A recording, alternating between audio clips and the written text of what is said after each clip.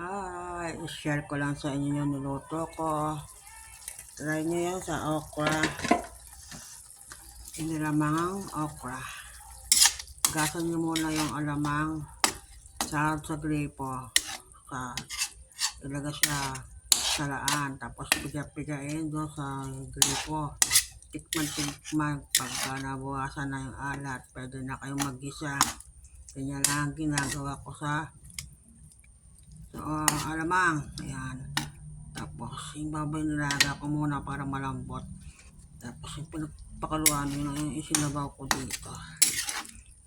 Paka-like po at saka subscribe ang aking share na luto para sa susunod na luto. Salamat ng marami. Kaya nyo po yan sa napakasarap. Dadami ang kain nyo. Sarap yan. Simple luto lang okra. Yung alamang, sarap. Salamat po. God bless.